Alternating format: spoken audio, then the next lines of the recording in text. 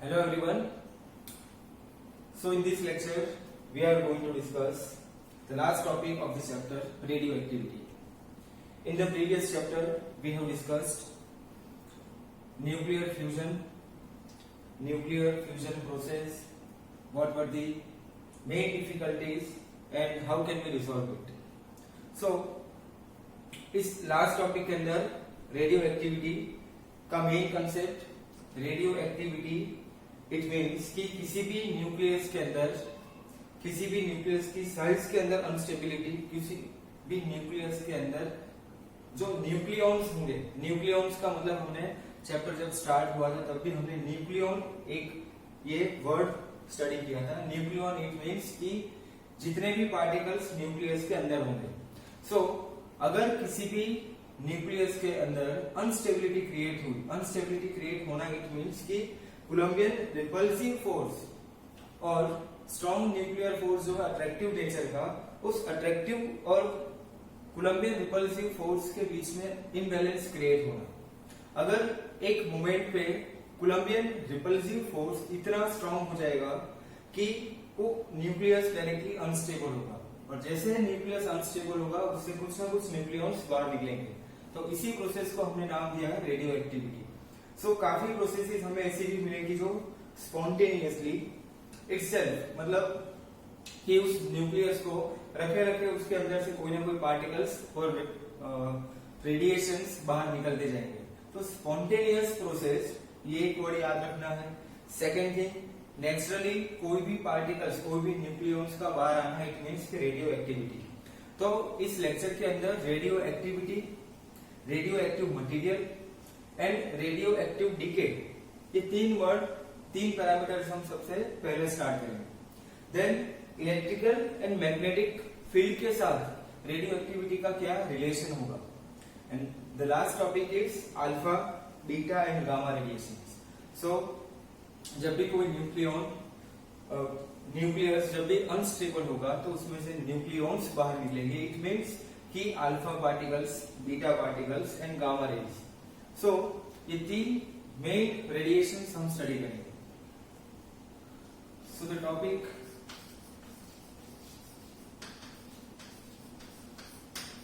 Radio activity.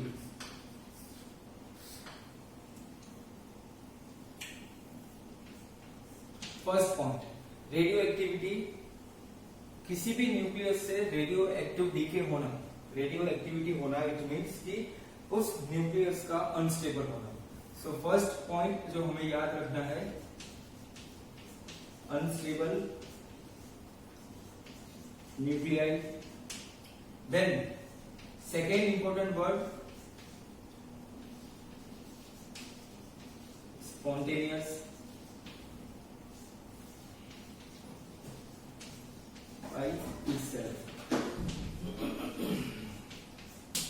ये second word. जो materials बाहर निकलेंगे इसके बाद इस न्यूक्लियस का ट्रांसफॉर्मेशन होगा. ट्रांसफॉर्मेशन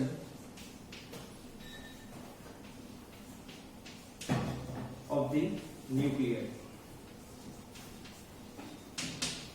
इस ट्रांसफॉर्मेशन के बाद एक नया न्यूक्लियस बनेगा जिसको हम रेडियो एक्टिव न्यूक्लियस, या फिर जिससे ये न्यूक्लियाई बना, जिस अनस्टेबल न्यूक्लियस से अल्फा, बीटा और गामा बाहर निकले, इसके बाद जो नया न्यूक्लियस बनेगा, ये जो टोटल प्रोसेस हुई इसके अंदर जो मेन जो ओरिजिनल मास होगा न्यूक्लियस का वो डिक्रीज होगा.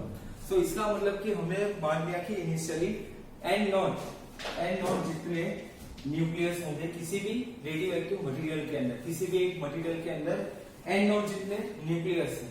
अब जैसे ये न्यूक्लियस अनस्टेबल होगा इससे न्यूक्लियॉन्स बाहर निकलेंगे. इट मीन्स कि न्यूक्लियस की साइज डिक्रीज होगी, न्यूक्लियस का मास डिक्रीज होगा. सो इसी प्रोसेस को हमने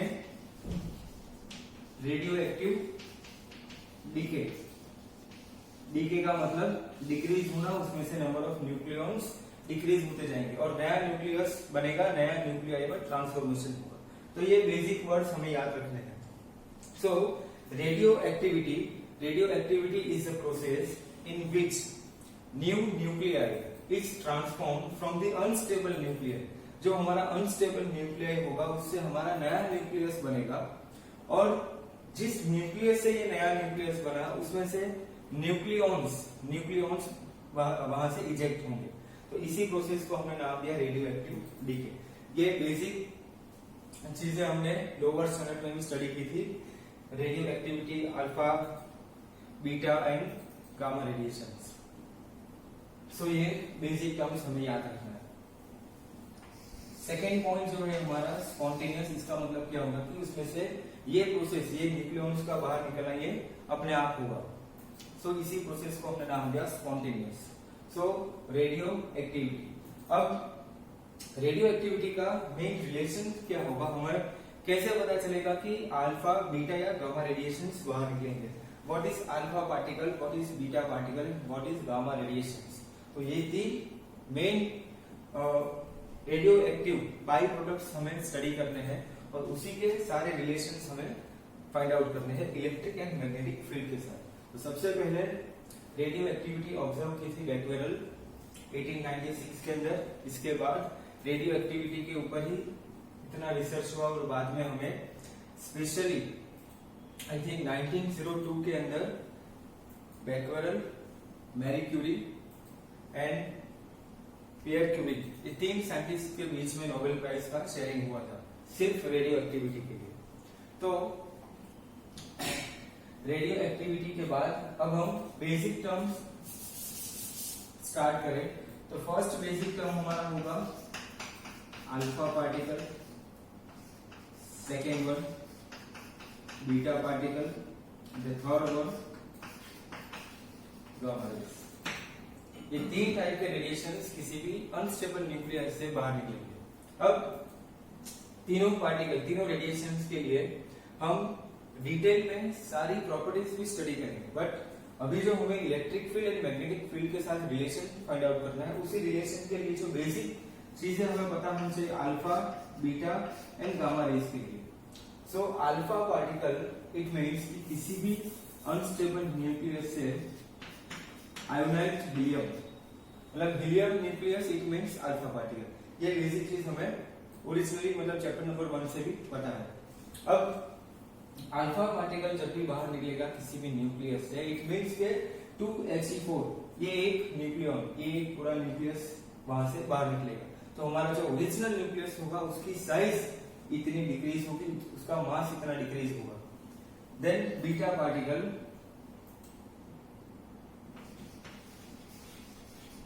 negatively charged particle electron, nuclear region से इलेक्ट्रॉन का इजेक्ट होना, it means beta radio. Nucleus से 2He4 मतलब ये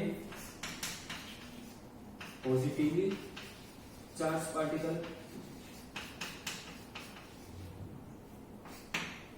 and the last one is gamma rays. Gamma rays it means uncharged, or we can say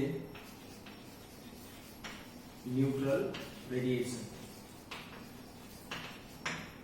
ये तीन बेसिक कैरेक्टरिस्टिक हमें याद रखनी है alpha, beta and gamma radiations के लिए। सो अगर हमने किसी भी न्यूक्लियस से अल्फा पार्टिकल को बाहर निकाला, इट मीन्स कि उस न्यूक्लियस से 2He4 एक पॉजिटिवली चार्ज पार्टिकल, एक पॉजिटिवली चार्ज न्यूक्लियस बाहर निकलेगा। देन बीटा पार्टिकल, जब बीटा पार्टिकल की बात आएगी तब नेगेटिवली चार्ज पार्टिकल मतलब इलेक्ट्रॉन इजेक्ट होगा, वो भी न्यूक्लियर रीजन से। अब सबसे पहला क्वेश्चन कि ये जो प्रोसेस है हमारी, ये न्यूक्लियर प्रोसेस, ये न्यूक्लियर रेडिएशन है, न्यूक्लियस से ही ये सारे रेडिएशंस बाहर निकलेंगे। बट वी नो कि न्यूक्लियस के अंदर कोई इलेक्ट्रॉन नहीं होता, तो ये इलेक्ट्रॉन का इजेक्शन कैसे पॉसिबल होगा, कैसे बीटा पार्टिकल्स बाहर निकलेंगे, ये सारी चीज हम लोग और डिटेल में स्टडी करेंगे। The last one is gamma rays, जो अनचार्ज होगा, और न्यूट्रल रेडिएशन। तो ये बेसिक कैरेक्टरिस्टिक हमें याद रखनी है। Now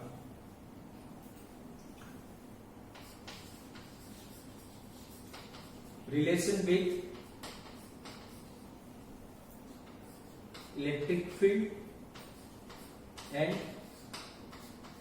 magnetic field.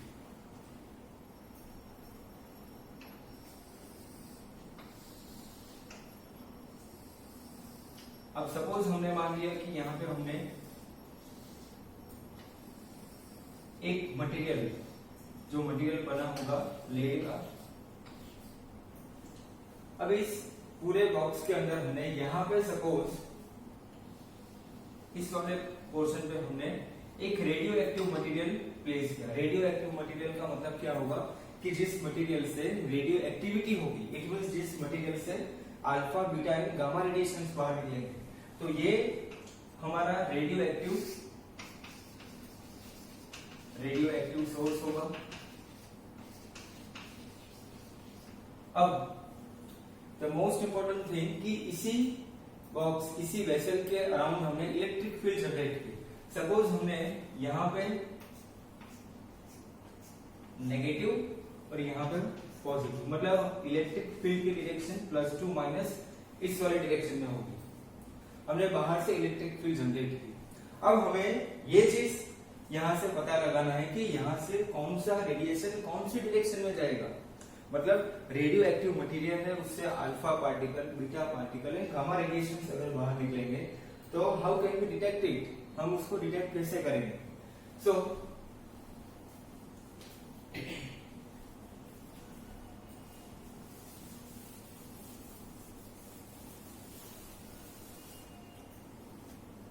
सपोज यहां से इस वाले रेडियो एक्टिव सोर्स से अल्फा पार्टिकल्स का इजेक्शन हुआ, साथ में बीटा और साथ में गामा रेडिएशन। एक चीज हमें याद रखनी है कि always alpha beta gamma radiation एक साथ किसी भी मटेरियल से इजेक्ट नहीं होंगे। बीटा पार्टिकल और गामा रेज का रेडिएशन एक साथ निकल सकता है, बट जब भी अल्फा पार्टिकल का रेडिएशन बाहर निकलेगा तब बीटा और गामा पार्टिकल्स बाहर नहीं निकल सकते। सिर्फ हमने एक एग्जांपल के लिए यहाँ पे ये प्रोसेस टोटल 3 और 4 स्टेप्स में होती है, जहां पर हमें ये चीज पता चलेगी कि नेगेटिव साइड जो इलेक्ट्रिक फील्ड की है उस पे कौन से पार्टिकल्स आएंगे, मतलब उस पे जाने वाले पार्टिकल्स हमारे अल्फा पार्टिकल्स होंगे। बिकॉज जैसे यहाँ से इस सोर्स से रेडिएशंस बाहर निकलेंगे, फॉर एग्जांपल हमने देखा कि यहाँ से अल्फा रेडिएशंस बाहर निकले, तो अल्फा रेडिएशन यहाँ से इस वाले डायरेक्शन की तरफ बेंड होंगे, because alpha particle is positive charge particle, तो पॉजिटिव चार्ज पार्टिकल का नेगेटिव चार्ज पार्टिकल की तरफ बेंडिंग होना। तो यहां से हमें ये एक चीज पता चलेगी कि ये जो हमारा रेडिएशन होगा ये अल्फा पार्टिकल का रेडिएशन होगा। अब सपोज इसी न्यूक्लियस से, इसी रेडियो एक्टिव सोर्स से बीटा पार्टिकल का इंजेक्शन हुआ, तो बीटा पार्टिकल को हमने सपोज यहां से ये बीटा पार्टिकल का इंजेक्शन, तो बीटा पार्टिकल नेगेटिव इलेक्ट्रॉन, तो ये टुवर्ड्स पॉजिटिव इसका बेंडिंग होगा, तो ये जो रेडिएशन हमें मिलेगा ये होगा बीटा पार्टिकल का रेडिएशन। द थर्ड पॉइंट कि अगर गामा रेडिएशंस बाहर निकलेंगे जो न्यूट्रल है, इट मींस कि उसका बेंडिंग ना तो नेगेटिव साइड पे होगा ना तो पॉजिटिव साइड पे। तो यहां से अगर गामा रेडिएशंस बाहर निकले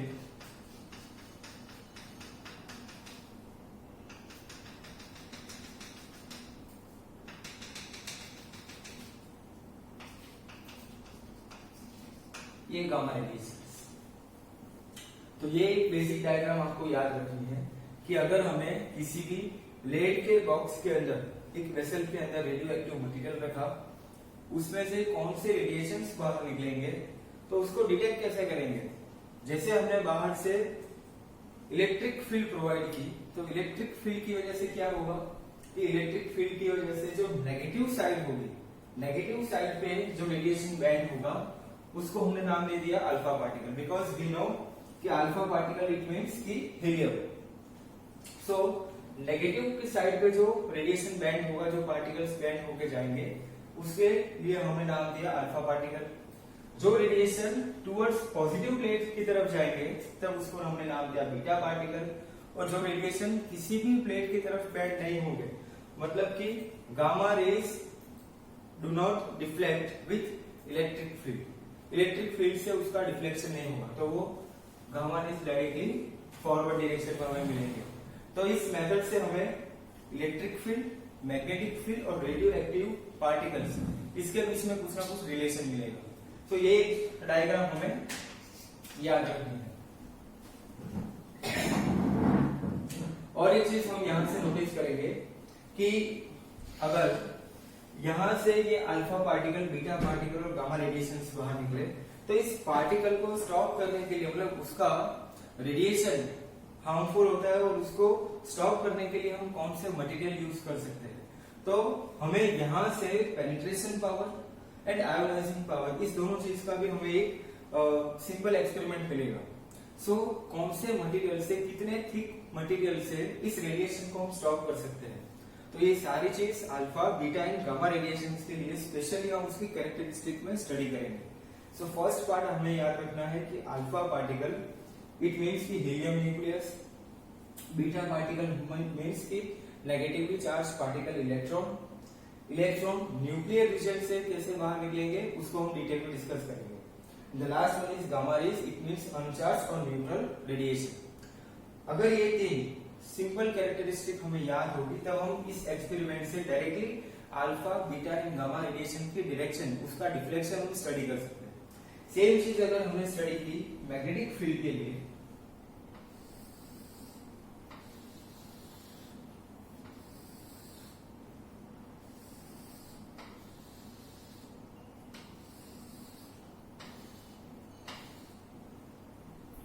सपोज यहां पे हमने रेडियो एक्टिव सोर्स रखा और मैग्नेटिक फील्ड हमने यहां पे बनाई, मैग्नेटिक फील्ड क्लोज लूप बनाएंगी। तो ये suppose close loop magnetic field, जैसे हमने इस रेडिएशन को, यहां से जो रेडिएशन बाहर निकलेंगे alpha, beta and gamma radiation, तो सबसे पहली चीज आपको चार्ज पार्टिकल का मैग्नेटिक फील्ड के साथ रिलेशन याद रखना होगा। तो फर्स्ट कैरेक्टरिस्टिक, अगर चार्ज पार्टिकल को इलेक्ट्रिक फील्ड में रखेंगे तो due to electric field F is equal to QE, Ma is equal to QE, so A is equal to QE by F, charge particle का एक्सीलरेशन होगा। ये एक basic concept हमें electric field के लिए पता है। सेकेंड वन इज, जब भी चार्ज पार्टिकल को हम मैग्नेटिक फील्ड में पुट करेंगे तो मैग्नेटिक फील्ड की वजह से उस चार्ज पार्टिकल का सर्कुलर मोशन होगा, मतलब वो चार्ज पार्टिकल उसी रीजन में घूमता रहेगा। तो ये भी एक चीज हमें याद रखनी है। अब जैसे यहाँ से चार्ज पार्टिकल को हमने यहां से बाहर निकाला, मतलब अल्फा बीटा पार्टिकल्स को, तो अल्फा बीटा पार्टिकल का भी डिफ्लेक्शन होगा, वो पार्टिकल एक्सीलरेट नहीं होंगे बट वो मैग्नेटिक फील्ड के अंदर वो घूमते रहेंगे, मतलब उसका भी डिफ्लेक्शन होगा। अगर उस पार्टिकल का डिफ्लेक्शन हुआ तो गामा रेडिएशन तो अनचार्ज पार्टिकल, तो वो रेडिएशन डायरेक्टली बाहर निकलेंगे। इट मीन्स कि अगर हमने यहां से माना ये अल्फा पार्टिकल निकले,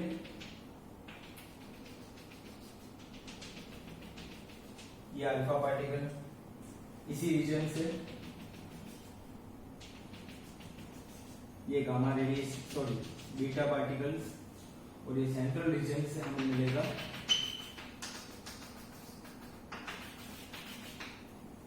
गामा रेडिएशंस। सो ये डायग्राम भी आपको याद रखने मैग्नेटिक फील्ड के लिए। सो सेम डिफ्लेक्शन जो इलेक्ट्रिक फील्ड के साथ था, सेम डिफ्लेक्शन हमें वहां पे भी मिला था। मेन डिफरेंस इज कि इलेक्ट्रिक फील्ड की वजह से पार्टिकल का एक्सीलरेशन होगा, बट वहां पे एक्सीलरेशन नहीं होगा तो पार्टिकल सिर्फ उसके अंदर कन्फाइंड रहेंगे। तो ये दोनों चीज हमें याद रखनी है। तो अल्फा, बीटा और गामा रेडिएशन की कॉमन प्रॉपर्टीज हमें पता चली यहाँ से कि alpha and beta particles can be reflected by electric field और मैग्नेटिक फील्ड। तो इलेक्ट्रिक फील्ड या मैग्नेटिक फील्ड से हम इस दोनों पार्टिकल को डिफ्लेक्ट कर सकते हैं, बट गामा रेडिएशंस की अगर बात करें तो gamma radiation can not be deflected by electric field और मैग्नेटिक फील्ड। ये एक बेसिक प्रॉपर्टी हमें पता चली। सेकेंड कैरेक्टरिस्टिक की बात करें तो 2He4 एक पॉजिटिवली चार्ज पार्टिकल का न्यूक्लियस, एक positively charge nucleus, it means की alpha radiation. Beta radiation it means की वो नेगेटिवली चार्ज पार्टिकल है। गामा रेडिएशन इट मीन्स की वो अनचार्ज और न्यूट्रल है। तो इस तीनों पॉइंट से सेकेंड कॉमन प्रॉपर्टीज हमें पता चली कि अल्फा पार्टिकल पॉजिटिवली चार्ज होता है, beta particle negative and gamma radiation is neutral. तो ये सेकेंड कॉमन प्रॉपर्टीज। तो इसीलिए अगर आप इसको डिटेल में स्टडी करेंगे कि alpha beta and gamma radiations कैसे बाहर निकलेंगे, तो हमें ये एक कॉमन प्रॉपर्टीज पता चलेगी। इसी कॉमन प्रॉपर्टीज से हमने इलेक्ट्रिक फील्ड मैग्नेटिक फील्ड के साथ रिलेशन फाइंड आउट किया। इसके बाद अगर हम पेनिट्रेशन पावर की बात करें और आयोनाइजेशन पावर की, तो ये एक सबसे इंपॉर्टेंट पॉइंट होगा। Relative penetration power and relative ionisation power.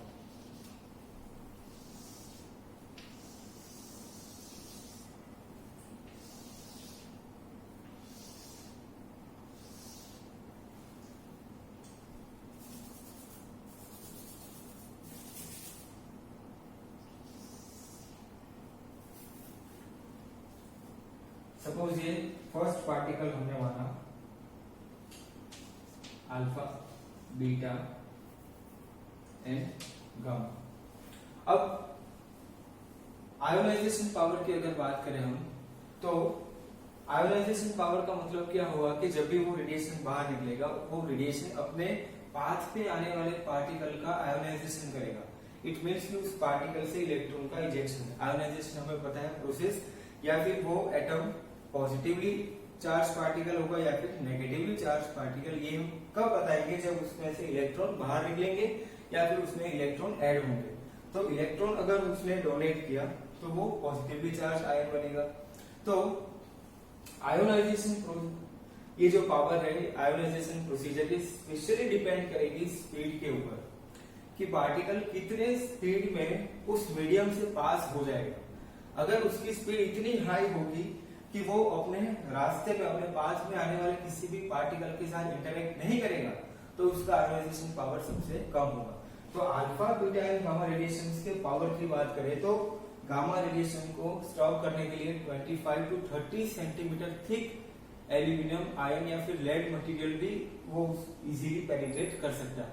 तो gamma radiation is more dangerous than alpha and beta particle. तो गामा रेडिएशन की अगर वेवलेंथ की बात करें तो वो वेवलेंथ एक्सरे से भी छोटी, और फ्रीक्वेंसी की बात करें तो सबसे हाई फ्रीक्वेंसी गामा रेडिएशन, मतलब मोर एनर्जेटिक रेडिएशन। तो गामा रेडिएशन की बात करें तो उसका स्पीड इतना हाई होगा कि वो रास्ते में किसी भी पार्टिकल के साथ डायरेक्टली इंटरेक्ट नहीं करेगा। अगर पार्टिकल के साथ इंटरेक्शन नहीं हुआ, इट मींस कि उसका आयोनाइजेशन पावर सबसे कम।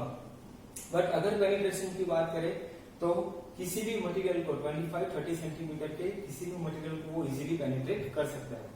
तो गामा रेडिएशन की अगर हम बात करें तो गामा रेडिएशन के लिए ionisation power 1, but penetration power की बात करें तो 10 होगी। ये रिलेटिव टर्म्स है सारे। रिलेटिव इट मींस कि अल्फा से कितना हाई, बीटा से कितना कम, बीटा से कितना हाई, ये तीनों का डायरेक्टली रिलेशन है। नाउ अगर हम अल्फा पार्टिकल की बात करें तो अल्फा पार्टिकल को हम इजीली 0.5 सेंटीमीटर या 1 सेंटीमीटर थिकनेस की भी कोई भी मटेरियल से उसको स्टॉप इजीली कर सकते हैं। इट मीन्स कि उसकी एनर्जी इतनी हाई नहीं होगी, इट मीन्स कि उसकी स्पीड भी इतनी हाई नहीं होगी। अगर उसकी स्पीड कम होगी तो अल्फा पार्टिकल इजीली किसी भी मीडियम के पार्टिकल को आयोनाइज कर सकता है। इट मीन्स आयोनाइजेशन पावर की बात करें तो अल्फा पार्टिकल का आयोनाइजेशन पावर सबसे ज्यादा मैक्सिमम। बट इसी से अपोजिट अगर बात करें पेनिट्रेशन पावर, तो पेनिट्रेशन पावर 1। एक चीज हमें याद रखनी है।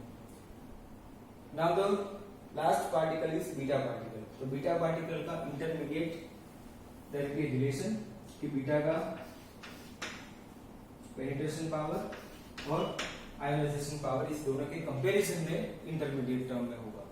सो ये दूसरी हमारे पास प्रॉपर्टीज मिली ionisation power and penetration power के टर्म में। सो इस लेक्चर के अंदर हमने सिर्फ रेडियो एक्टिविटी का डिटेल कन्वर्सेशन किया। रेडियो एक्टिविटी क्या चीज होगी, रेडियो एक्टिविटी हमने सबसे पहले हमने कब डिस्कवर की थी, सबसे पहले किसने ऑब्जर्व की थी, और इसके बाद रेडियो एक्टिविटी के लिए कितने रिलेटिव टर्म हमें याद रखने हैं। तो सबसे पहली चीज अगर रेडियो एक्टिविटी की बात करें तो हमारे पास न्यूक्लियस की साइज मतलब हमने सपोज एटॉमिक नंबर से 1 से स्टार्ट किया, 1 2 3 अप टू 82 तक पहुंचा। 82 के बाद वाले न्यूक्लियस ऐसे होंगे जिसके अंदर अनस्टेबिलिटी हो सकती है। अनस्टेबिलिटी का रीजन क्या होगा मेन, तो कूलम्बियन रिपल्सिव फोर्स का पावर, स्ट्रॉन्ग न्यूक्लियर फोर्स के अट्रैक्टिव पावर से इतना हाई हो जाएगा कि वो न्यूक्लियस स्टेबल नहीं हो पाएगा। अगर वो न्यूक्लियस स्टेबल नहीं होगा तो स्टेबल होने के लिए अपने अंदर से कुछ ना कुछ न्यूक्लियॉन्स को वो डायरेक्टली इजेक्ट करेगा। उसी इजेक्शन को हमने नाम दिया रेडियो एक्टिविटी। ये रेडियो एक्टिविटी अपने आप होगी, इसलिए हमने इस प्रोसेस को स्पॉन्टेनियस भी बोला।